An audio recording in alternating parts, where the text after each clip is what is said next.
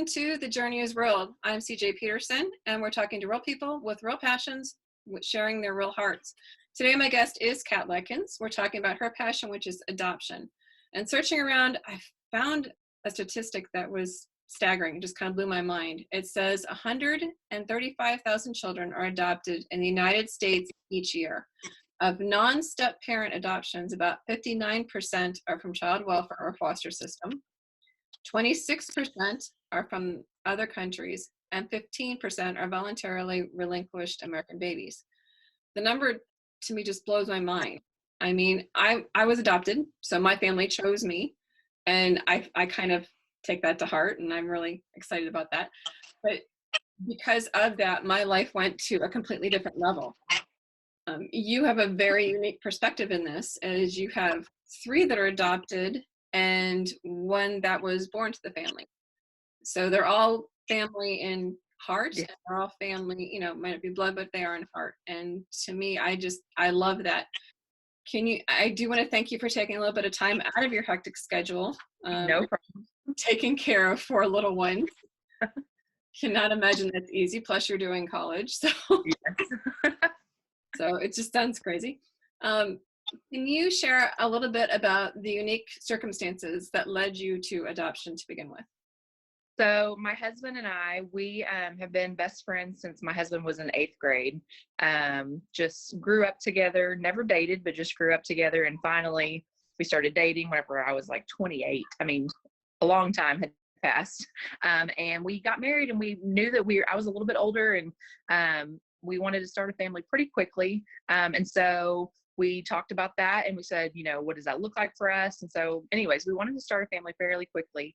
So we tried and tried, and years went by, and we were struggling with infertility, but also just kind of like the Lord's timing. And we just didn't know if things just weren't falling into place. And so we went to an infertility specialist, and I was checked out, he was checked out, and nothing was wrong with me and nothing was wrong with him. And so I kind of took that as that was a little harder to hear, because if something is wrong, we have a plan, we can fix it. Mm-hmm. But if nothing's wrong, what do you do? Yeah. So it was hard to hear. And so we just took the advice of our infertility specialist, and he said, you know, there's a myriad of things that we can do. We started off with just basic Clomid, which is just a pill that you take that just increases your fertility. And so we started with that and did multiple rounds, and nothing worked. And then we moved on to a little more aggressive. We did 5 rounds of IUI, which is intrauterine insemination. And none of them. Yeah, 5 rounds, and at about $600 to $800 a pop. It was an expensive time. And plus, during all of that, I was being, you know, my husband says, poked and prodded and tested, and all these things were going on. And again, 5 failed rounds of IUI, nothing was happening. And so he finally just said to me one day, I'm tired of you being tested on. He said, you know, we had always kind of thought of maybe adoption in the future. Didn't necessarily think that was where we were going to go originally. But that was always kind of in the back of our minds. And so he said, let's just move forward with that. And so that was, I was a teacher at the time, and that was spring break time, roughly middle of March. And I researched a few adoption agencies here in the East Texas area, and I filled out a form with one of our agencies. They're called Christian Homes and Family Services. And I filled out the paperwork over spring break. How did you decide on that one? Honestly, just a lot of research. I didn't have any, you know, nothing was pulling me one way or the other. I did a lot of research, and then I honestly just kind of prayed about it about the last 2 or 3 agencies that I kind of came down to. And the Lord just was like, this is the one I want you to go with. And it has been which one? It's called Christian Homes and Family Services. Okay. Tyler and Abel. And so they have been amazing. I filled out the paperwork with them over spring break. And so that's, you know, middle of March. And then we went to a kind of like a training. They do an all-day training just to get all of because with foster care, you have so many hours of trainings that you have to have for different, you know, trauma and seat belts and all these different things that they make you get certified in. And so we went to an all-day training, and basically that's where we met Carter, our little girl. We walked in, and Carter was, without going into detail on her story, because I believe that's her story to tell whenever she gets older. Mm-hmm. But without going into detail, she was severely abused. She basically had to be kind of carried on like a pillow for a few months just because of her body was so tender. So we go to this meeting, and Carter was there, and the family that had her, the foster family that had her at the time, they said to everyone, hey, don't pick her up, don't touch her because she's very tender. We have her, we know how to hold her without hurting her, so just let us do it. And I was like, I'm not touching that baby because I'm terrified I'm gonna hurt her. And so we go about our day, and we break for lunch, and all of a sudden I can't find Nathan, my husband. And if you've ever met Nathan, Nathan is a very large man. He's almost 6'5", and he's a big presence when he walks into a room. And so we broke for lunch, and I couldn't find him. And I was like, how did I misplace my 6'5" husband? Like, where did he go? He's large. I can't It's just kind of misplace hard. him. Mine's 6'4", so I get it. It's like, Yeah. misplace a guy that tall. Exactly. So I went back into the living room, and he is sitting there holding this baby. And I was like, oh my gosh, you're not supposed to touch her. And he told me, he said, I never heard them say that. So, and he was standing right next to me whenever they said it. So I truly believe, I mean, he swears up and down, I never heard them say, don't touch her. And so I truly believe the Lord just like closed his ears to that, because he held her the rest of the afternoon. We left, that was on a Saturday, we left, and he said, whenever we left, he said, I need you to call on Monday and check on the status of that baby girl that I held today. And I was like, why? And he said, because we're supposed to have her. And I said, what do you mean? Oh, that is so cool. Yeah, I said, what do you mean we're supposed to have her? And he said, she's supposed to be ours. And I said, okay, here's the deal. I understand the Lord says the man is supposed to lead, but this is a baby, and I don't know if I trust you that much because this is huge. And he's like, just calm down. He basically was like, hush your mouth, calm down. I need you to call and check to see what her status is. So I just kind of rolled my eyes, and I was like, whatever, And so on Monday, I called our agency, and I said, okay, I have something kind of crazy. Nathan wanted me to check on the status of that little girl. And our agency office said, actually, I've already started with paperwork. She's going to come to y'all. And I was like, what? How did that? She said, I saw Nathan holding her, and I knew like that baby is supposed to be with them. And so sweet. It was awesome. Yeah. And so that really started our journey. Like I said, I filled out the paperwork to join our agency in March. We met Carter April 9th, and she was with us during the summer. Was when she came to us. So it was super fast. That's not the case all the time, obviously. It was just super, super fast. Our other two boys. You have two more. Yes. Our other two boys, another funny story with Cameron, our middle boy, our oldest middle boy. I was, like I said, I was teaching at the time, and Anna, our agency worker, she called me and she said, hey, I have a African-American 2 days old baby boy. He's at the hospital. They're, letting him go today, and we have no place for him to go. And I was like, oh my gosh, let me call Nathan real quick. So I called Nathan over and over and over again. I could not get in touch with him. And so finally I called her back, and I said, we'll take him. And she's like, okay, great. Nathan said yes. I said, no, I didn't even talk to Nathan. And she said, what? And she's like, I said, Carter, you're going to surprise him? Exactly. It's my turn now. And so Nathan called me about 30 minutes later, and I said, I may have done something. Surprise. We have a 2-day-old baby boy coming to our house. And he was like, what?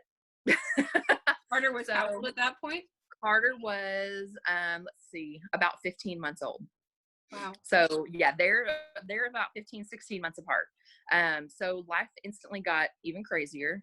Cam, he came to us like I said, at 2 days old, and he was just newborn baby boy. And I called my parents, we FaceTimed them and FaceTimed his family. And I was like, look at what we did. Yeah. And so with Cameron, Carter, her case was a little more, open shut. We didn't really have, a lot of the other issues that kind of go on with foster care. With Cameron, things were a little more open. we had to do visitation with his family, with his biological family.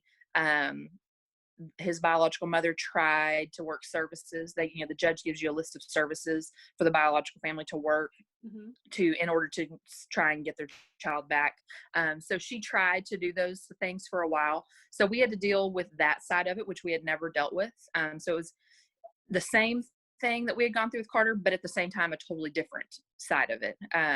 So added another level of exactly. And so we Carter to Cameron is 15 to 16 months, and then 17 months later we got Cade. So our children are super stacked on top of each other. So what were Cade's circumstances? Were they similar to Cameron's or similar to Carter's? He was kind of in the middle. No parent involvement, but not. His story was similar to Cameron's. Both boys had drug exposure, but Carter's was the abuse and stuff. And so his story was similar to Cameron's, but not the biological family in the picture. So now here you are, you've got 3 little ones with, 15, 16 month split, and all of a sudden, surprise, number 4 comes from God. Says hello. Yes. So, we had tried, at this point, we've now been trying, or not necessarily trying, but not preventing for 6 years. And all of a sudden I said, we haven't been tracking anything. I have not been paying attention to anything body wise at all. And I said, I feel like I just need to take a pregnancy test. And so I did, and it was May 1st, and it was positive. And I looked in the mirror for a good, CJ, I bet I looked for 6 to 7 minutes in the mirror, just like, oh my God. I wouldn't have known what to do. Well, a part of me was so excited, and the other part of me was completely terrified. No, you're going to have 4 and under. We're about to have 4 kids under 4 years old. And I mean, I remember back whenever we had been married 2 years, 3 years, and we'd been trying and trying, I remember nights crying and just desperation, just a true deep hole of, why that was just my question over and over again. Why is this happening to us? And then we got Carter, and I firmly believe she is the answer to our why. If we never would have struggled with infertility, we never would have gotten Carter. Then, Cameron came along. Or Cameron. Exactly. And in between Cameron and Cade, I got pregnant, and we had a miscarriage. I was 11 weeks along. We had a miscarriage, and that was again a dark time. I've never been depressed like that. But again, hindsight is 2020. And if we would not have had the miscarriage, we would not have had Cade. So the Lord completely had his hand in all of it. So now fast forward, we have a 4th baby on the way, and Nathan had been wanting a little girl so bad, another little girl. So we have Carter, who's our girl, that's the oldest, and we have 2 boys sandwiched in the middle. And so this 4th baby's coming, and I'm like, Lord, please let it be a girl, because I can't do 5. And so we went to our appointment with our doctor, and he said, how far along do you think we are? And I said, I don't know. I said, I really haven't been tracking anything. I'm guessing 8 to 10 weeks. And so he does a sonogram, and he says, well, and I said, if you tell me there's twins in there, I'm going to hurt you. And he said, no, not twins. He said, but we were a little off on our dates. And I was like, oh, like 10 or 11 weeks. And he said, no, like 17. And I said, what? Wow. So I missed the whole first half of my pregnancy. I was never sick. I was never I was tired, but I have 3 kids, so I'm always tired. But you got past that point that most women, and I say yes, in general, because I can't have children and I miscarry multiple times, and it was usually yes. the 12-week mark. Yes. So it was kind of like you're afraid to tell anybody, and yes. then you have to deal with the whole miscarriage in and of itself by yes. yourself, because you didn't want to tell anybody. Right. Well, and I were past that point. Yes, I said, I think again that was the Lord's hand, just kind of because He knows I would have been a nervous wreck because of already having a miscarriage. That if I would have found out, it's 5 to 6 weeks, I would have been just a wreck. And so me being completely oblivious to it, I had no idea until, like I said, 17 weeks. And so we were halfway through, and at that first doctor appointment, we were able to do genetic testing and find out the gender. And I did like 4 appointments in my very first appointment. Okay. So it was crazy. So now, again, 9 months, or not even 9 months later, 6 months later, we have 4 kids under 4. I feel like I've been through all gamuts of things. We struggled with infertility. It's a baby girl. It was Campbell. Yes, it was a baby girl. Yes. So thank the Lord. Answer prayer again. Yeah, Campbell. She's the cutie little caboose to our family. And so we, I feel like I've struggled with infertility and a miscarriage and adoption and pregnancy and labor. And so I feel like I've kind of gone through a whole gamut of things. You've done the whole thing. I've done all of it. Yeah. And so I'm able to relate to a lot of people whenever they talk about things, whenever they're struggling with stuff, just because I've been there. And I totally get it. And sometimes, people will say, oh, it's the Lord's timing. And I believe it is the Lord's timing. But sometimes you just want to punch that person in the face and say, you know what? That's not what I needed to hear right now. It still hurts. It still hurts. You still have to process it. You still have to go through it. Exactly. With the 2 in the middle, the 2 boys. Yes. You know me, I like to address certain situations. Yes. They are all adorable, and they Thank are you. all really hard. But the 2 middle ones hold actually a little bit more special place in my heart because they are Yes. so sweet and cute, and they're African Americans. My question is, what type of challenges do you guys face as a mixed family? And whenever it's a different type of blended. it is, whenever you are a foster family, you are able to be as quote unquote picky as you want. You can pick what gender you get, or what gender you're open to, what race, age, anything. You can be as picky as you want. And Nathan and I, we both sat down and we said, we're not picky. The Lord has called us to be moms and dads, and we just want babies. We know that we're called to be a family, and we just want the Lord to bless us with a family. And so we were never picky. So whenever they called and said, we have a 2-day-old African-American baby boy that needs a home, it didn't affect me at all. It was just bring him to me. So both of our boys, both of our boys are African-American. So far, that has not obviously presented a challenge. They are 1 and 2.5. They are the cutest little guys you've ever seen. That I know in the future that could raise challenges for us. Basically, my husband and I have talked about it, and we have just kind of opened our hearts to, we're going to be there for them. We know it's not going to be the easiest thing for them. I'm a Black child raised by 2 white parents. They will have, friends that say stuff. They will have, other adults that say stuff to them. And just to kind of be there for them and be open and have an open heart for them, just to kind of see where the Lord takes us. And again, we're still going through tons of prayer and tons of, just being there for them, because, we're not there yet. We don't know what that looks like. But I think we'll be fine. And, the Lord just, it doesn't matter about the skin. The Lord just wants us to love those babies like our own. And so that's what we're doing. Yeah, I totally agree. My husband was former military, and a favorite saying among them is, we all bleed red. Yes. So, it's a person is a person is a person. Just right. They may be a little bit more tan than some others. Exactly. Yes. More pale than some others. Yes, I know. Yeah. So, I know we have, my 2 little Black boys, we have them sandwiched in the middle. So, and my 2 little white girls on the outside, and we have a little reverse double stuffed Oreo. My little Black boys, they're so cute. That is cute. I like that though. Well, I really appreciate it. Do you have any advice for people who are going through this infertility, who are considering other options, for that young teenage girl who may be pregnant considering adoption? I know that's a wide gamut, but we have some time. I will say, for parents or people that are just going through infertility, it seems like the end of the world. It's not, obviously.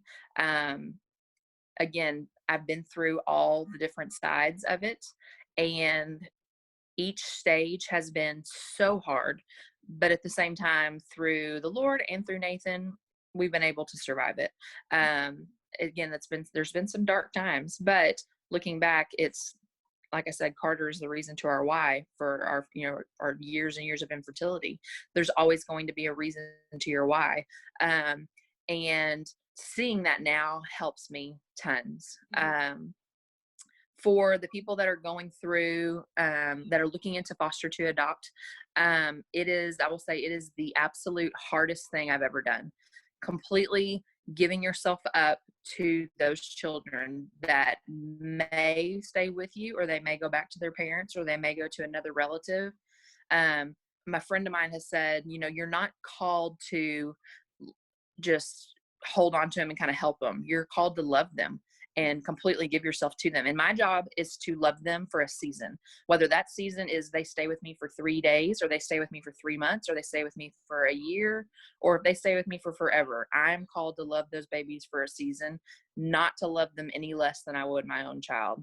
And so I have just kind of gone into, and that's been hard because you don't know, again, if that child is going to stay with you. With Cameron, we didn't know at sometimes, if he was going to be with us forever, if he was going to be a forever Ledkins. um, and that was hard, to, not hard to love him, but hard to wrap my mind as the adult around it. Mhm. My husband and I, he didn't necessarily have a hard time bonding with Cameron, but he was nervous. He told me at one point whenever we first got Cameron, I don't know if I can love another baby as much as I love Carter. And I said, well, if that's the case, we need to stop fostering and adopting. We need to just be done with Carter. I said, but we are at this point, we're 30 years old, 31, 32. And I said, we're 30 years old. If he leaves, yes, it will hurt, but we can get over it. Mhm. He is 2 weeks old and has no one. So we have to give him everything that we have. And he completely agreed. And I love so that. it Mhm. just kind of like a wake up call of, they don't have anything. So you have to give everything to them. Some people will say, what can I do to help with foster care? What can I do to lighten the load for foster families? And anything that, making a meal or taking something to a foster care agency, like something as easy as a suitcase. Some kids show up at homes with a trash bag. Mhm. How would you like to go and all that you have for your entire life is shoved into a trash bag? It's horrible. So the smallest thing, a duffel bag or a suitcase that they can put their stuff in and just feel human. Um, I always, anytime that, like Campbell, she just outgrew the newborn size clothes. And she had tons of clothes that she never even wore, still had tags on it. So I took that to our adoption agency and I said, we don't need this anymore because we're done. But there's You babies thought out there. you were done. Yeah. As of right now, we're done. Thought you were done. Yeah. And so I said, it's just taking clothes or diapers or wipes or anything like that